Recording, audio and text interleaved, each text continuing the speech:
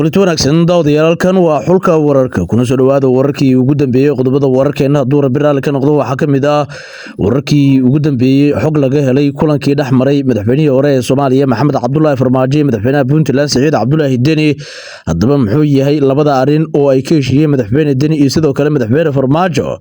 iyo ololaha isbahaysiga ay sameeyeen ee lagu wajahayo doorashada 2026 ee Soomaaliya macluumaadkii ugu dambeeyay ayaanu idiin soo gudbin doonaa qodobada kale waxa ka mid noqon doono wararkii ugu dambeeyay dawladda Soomaaliya oo wajahayso cadaadiskii ugu xoogganaa ee madaxweyne Saciid Cabdullaahi Deni oo magaalada Muqdisho ka wado kulamo aan kala joogsi lahayn xogta kulanka la qaatay wakiilka qaramada midoobay ee Soomaaliya Ambassador James Swan isaguna maxaa looga hadlay macluumaad faahfaahsan ayaan idinkaga heenaa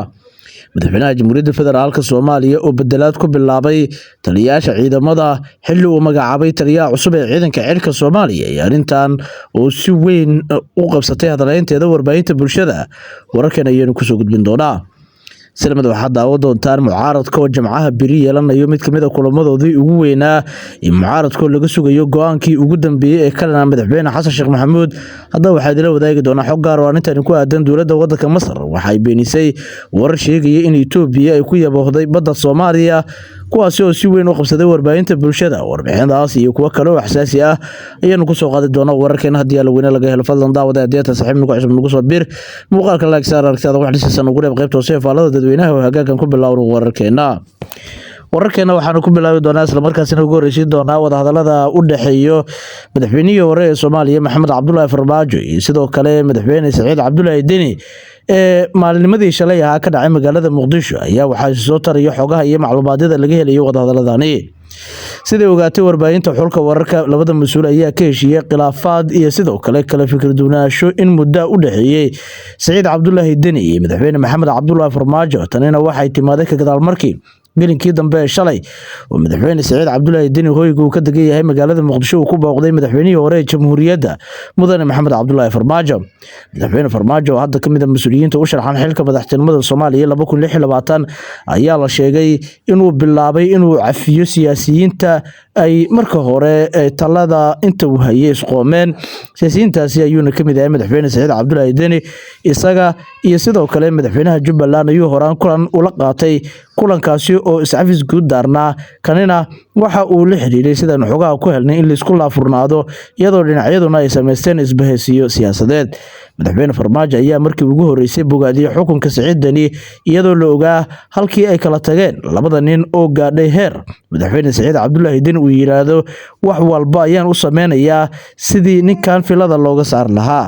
hadaba arrimahaas oo idil iyo khilaafaadkii dhexdooda ahaa ayaa meesha laga saaray waxaana filla Soomaaliya la warinayaa in isbahaysiga Deni iyo sidoo kale madaxweyne Maxamed Cabdullaahi Farmaajo walaa xoog leh uu ku abuurayo xilligani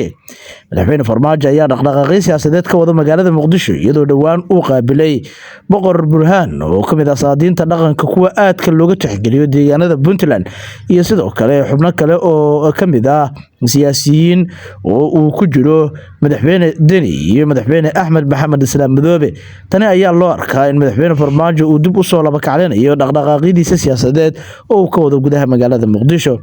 dhinaca kale tan madaxweynaha dowlad goboleedka Puntland Saciid Cabdullaahi Deni markaad fiiriso kulamada oo uu ka wado magaalada Muqdisho waa kuwa miisaankooda leh iyada oo abaabul xoog leh uu ka wado magaalada caasimadda Muqdisho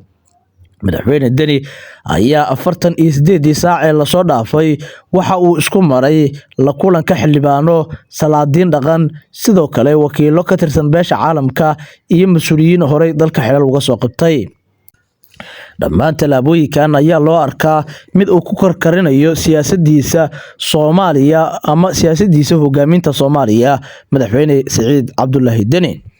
kulankii ugu dambeeyay waxa uu la yeeshay wakiilka gaarka ah ee Jumciyadda Qurumaha ka dhaxaysa ee qaramada midoobay kaasi oo habeennimadii xalay dhacay waxaana si gaar ah looga gorfeeyay xaaladda hubanti la'aanta siyaasadeed ee dalka ka jirta iyo sidii looga samata bixin lahaa Soomaaliya wakiilka qaramada midoobay ayaa u soo bandhigay madaxweyne Siciid Cabdullaahi Deni inuu sii ambaqaado dadaalada wadahadalada ee kala dhaxeeya dowladda federaalka ah ee Soomaaliya. waxaana dhinaca kale la sheegay in madaxweyne Siciid Cabdullaahi Deni wakiilada beesha caalamka uu sheegay sida dowladda Xasan Sheekh Maxamuud aysan kaga gooneen in hore loo dhaqaaqo isla markaana aan laga guul gaaro wadahadalada iyada oo isu tanaasul iyo sidoo kale ay ka go'an tahay siduu isagu sheegay Puntland. madaxweyne Xasan Sheekh Maxamuud iyo kooxdiisa ayaa la sheegay in dhaqdhaqaaqyadan ay u arkaan kuwo markaasi lagu cadaadinayo dowladda iyadoo madaxweyne Siciid Cabdullaahi Deni la qorsheynayay inuu maanta ka baxo magaalada Muqdisho balse kulamadan ayaa dhiig ku sii karin kara kooxda madaxweyne Xasan Sheekh. madaxweynaha Jamhuuriyadda Federaalka ee Soomaaliya waxa uu isbedel ku sameeyay taliska ciidamada xoogga dalka Soomaaliya qaybahooda kala duwan iyada oo la magacaabay muddo kadib wiil dhalinyarana loo magacaabay taliyaha ciidanka cirka Soomaaliya. isbedelada ciidanka qalabka sida ee Soomaaliya ayaa imaanaya iyada oo Soomaaliya ay ku jirto marxalad xasaasi ah isla markaasina dowladda federaalka ah ee Soomaaliya xilligan ay wajahayso dhaqdhaqaaqyo siyaasadeed oo ka soo horjeedo. madaxweynaha Jamhuuriyadda Federaalka ee Soomaaliya mudane Xasan Sheekh Maxamuud ayaa la sheegay in taliyaha ciidanka cirka Soomaaliya uu u magacaabay Cabdirasaaq Eritrea oo kamid ah dhalinyaradii madaxweynihii hore ee Soomaaliya Maxamed Cabdullaahi Farmaajo uu ku soo tababaray dalka Eritrea. haddaba sariyo guud Cabdirasaaq Maxamuud Xaaji oo Colombi la yiraahdo Soomaalidana u taqaano Cabdirasaaq Eritrea ayaa loo magacaabay hadda inuu noqdo taliyaha ciidanka cirka Soomaaliya. sargaalkan aan dhinaciisa marka la eego dhaxani ka soo dhici doonin ayaa markaan qabtay qalinka madaxweyne Xasan Sheekh Maxamuud. dhanka kale Generaal Cabdirasaaq waxa uu ka tirsanaa raggii 2020 madaxweyne Xasan Sheekh Maxamuud sheegay inay galeen dagaalkii Itoobiya iyo Eritrea oo halkaasi ku wada dhinteen balse markii kursiga madaxweynaha uu ku guuleystay soo noolaaday. Generaal Colombi waxa uu hadda dalka Talyaaniga u joogaa waxbarasho sare oo dhanka ciidamada cirka ah iyada oo hadda looga yeerayo magaalada Muqdisho si uu u hogaamiyo taliska ciidanka cirka Soomaaliya. waa mirihii laga dhaxlay madaxweyne hore Maxamed Cabdullaahi Farmaajo iyo ciidankii dowladda Eritrea u soo tababartay dalkeena. dowladda Masar waxay beenisay wararka la xiriiray in yabooh ay badda Soomaaliya ku yaboohday Itoobiya.